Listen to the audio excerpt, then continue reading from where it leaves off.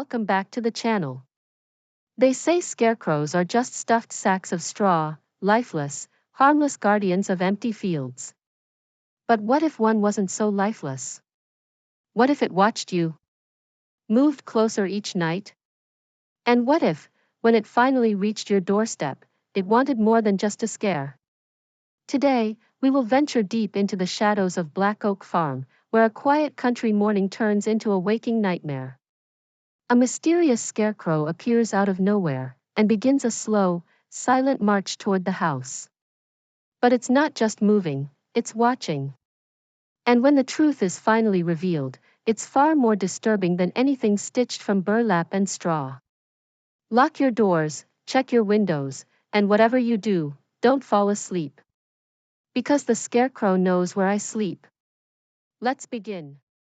The first time I saw it, I almost choked on my lukewarm coffee. It was a Tuesday, just like any other Tuesday on Black Oak Farm. The sun was barely cresting the horizon, painting the fields in shades of orange and pink, and the dew was heavy on the grass. I was sitting on the porch, enjoying a cup of coffee and the quiet before the day's work began, when I saw it standing in the far corner of the cornfield. It was a scarecrow. Nothing particularly remarkable, a simple wooden frame, stuffed with straw, dressed in old overalls and a tattered flannel shirt. Its face was a burlap sack with crudely stitched eyes and a crooked, unsettling grin. We'd never had a scarecrow before. My dad always said they were more trouble than they were worth, just another thing to maintain. Probably just some kids, I muttered to myself, dismissing it as a prank. I finished my coffee and went inside to get ready for the day. But as the days passed, the scarecrow remained. It stood silently in the field, a solitary figure against the backdrop of the swaying corn stalks. I started to feel uneasy whenever I looked at it. There was something about its stillness, its unwavering gaze, that made me shiver. Then came the first night. I woke up to a scratching sound outside my window. It was a dry, rasping noise, like fingernails dragging across wood. I cautiously peered out, my heart pounding in my chest.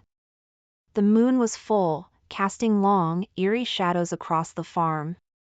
And there it was. The scarecrow. It had moved.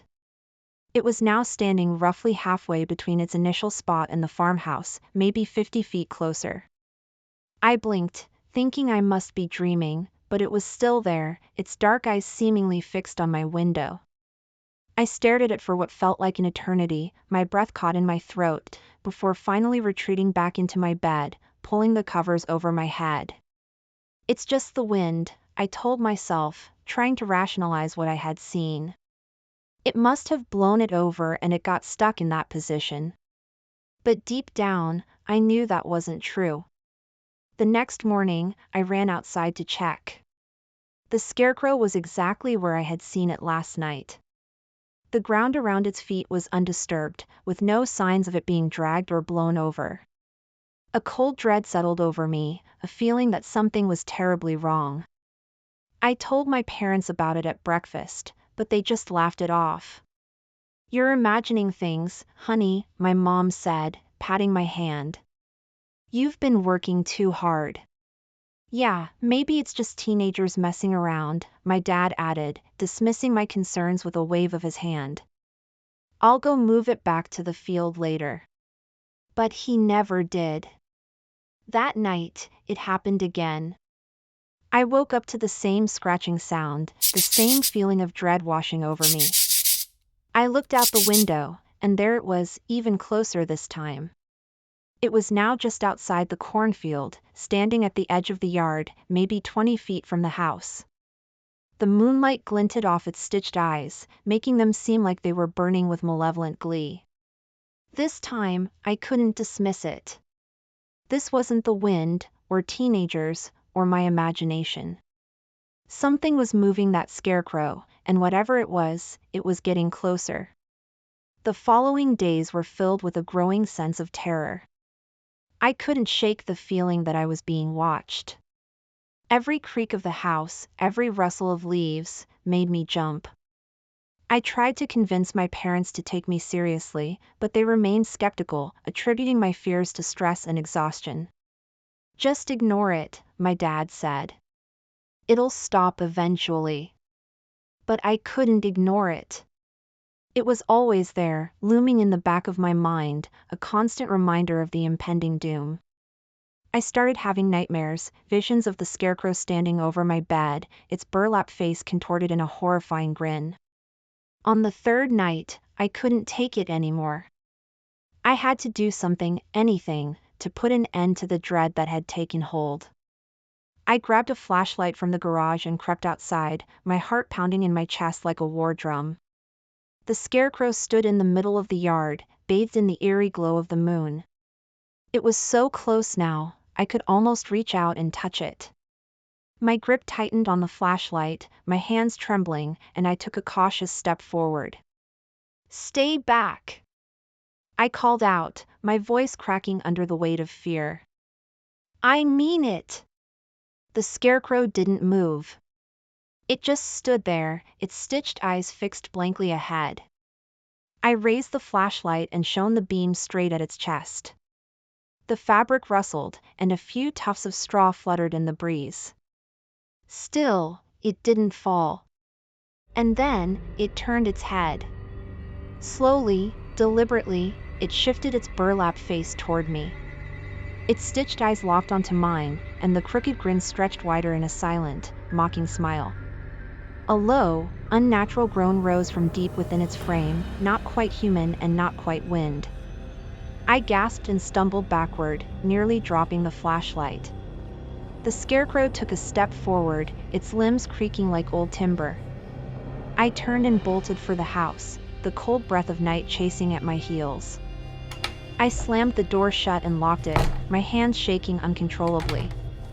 I ran to my parents' room and woke them up, babbling incoherently about the scarecrow, about how it was moving, about how it had turned its head. This time, they saw the fear in my eyes, the genuine terror that I couldn't hide. They listened to me, their faces growing pale as I recounted what had happened. Okay, my dad said, trying to remain calm. We'll call the police. They can deal with this. But as he reached for the phone, the lights went out. The house plunged into darkness, the silence broken only by my ragged breathing and the frantic beating of my heart. A collective gasp filled the room as my parents and I exchanged terrified glances. What was that? My mom whispered, her voice trembling. Before my dad could answer, we heard it. A slow, deliberate thump, thump, thump, coming from the front porch. It sounded like something heavy, something wooden, being dragged across the floorboards. Fear coiled in my stomach, tighter and colder than ever before. My dad grabbed a flashlight from the bedside table and cautiously made his way to the living room, my mom and I huddled close behind him. The thumping continued, growing louder with each step. When we reached the front door, my dad shone the flashlight through the peephole. What we saw made us recoil in horror. The scarecrow was standing on the porch, its burlap face pressed against the glass. Its stitched eyes seemed to gleam in the flashlight's beam, and its crooked grin was wider than ever, almost inhuman. It raised a gnarled, wooden hand and began to scratch at the door, the dry, rasping sound sending shivers down my spine. My mom let out a muffled gasp, hiding her face against my shoulder. My dad, his face pale but resolute, grabbed a wooden baseball bat from the corner of the room, not to attack, but to feel a little less helpless. We're not letting it in, he said, his voice steady though his hands trembled. No matter what, keep this door closed. He pressed his weight against the door, holding the bat close, more like a shield than a weapon, as the scarecrow's brittle fingers scratched softly at the wood. The thumping soon stopped, replaced by low, unsettling moans that seemed to hum through the walls and floorboards. Time distorted, minutes stretched endlessly.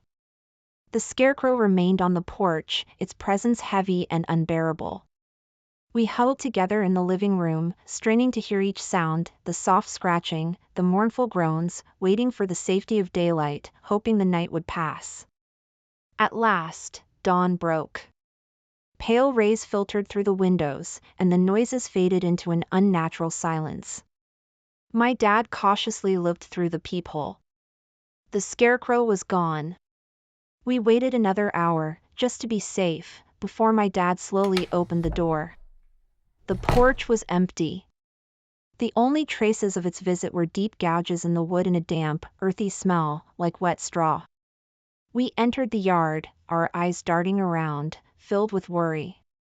And then we saw it, exactly where I'd left it the previous night. Still. Quiet. Its burlap face turned toward the cornfield.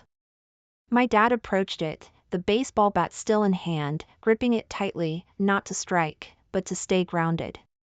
"That's it," he muttered. "This has to stop." He raised the bat as if to act, but then froze. His eyes widened. Slowly, the bat lowered as his gaze fixed on the scarecrow, confusion overtaking the fear in his face. His mouth opened, but no words came out. "What is it?" my mom asked, her voice barely a whisper. "What do you see?" My dad didn't answer. He just stood there, staring at the scarecrow, his face a mask of horror. I cautiously stepped forward, peering over his shoulder. And then I saw it too. Sticking out from the scarecrow's tattered clothes, where its heart would have been, was a small, faded photograph. I recognized it instantly.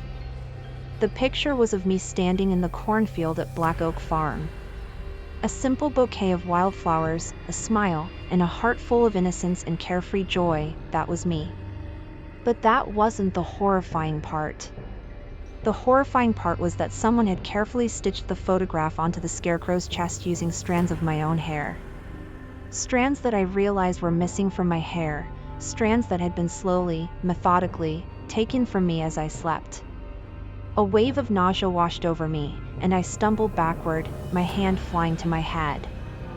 I could feel the gaps in my hair, the places where the strands had been pulled out, one by one. We didn't stay on Black Oak Farm much longer after that.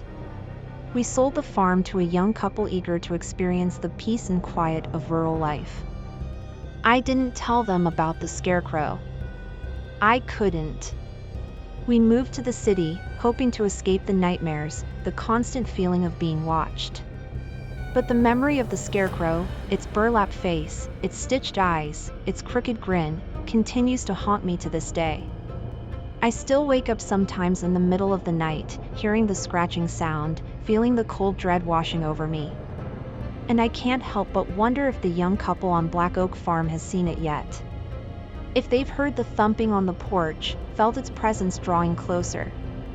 And I wonder, most of all, what it wants. What it plans to do when it finally reaches its destination.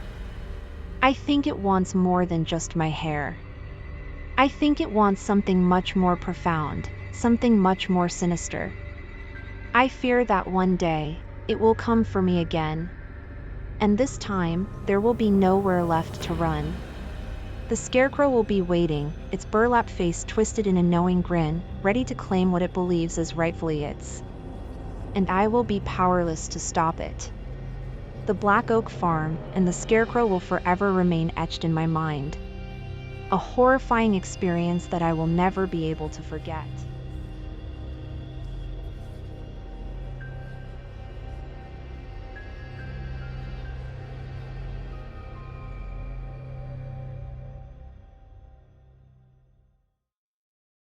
And there you have it, the chilling, unbelievable story of Black Oak Farm and the scarecrow that truly knows where someone sleeps.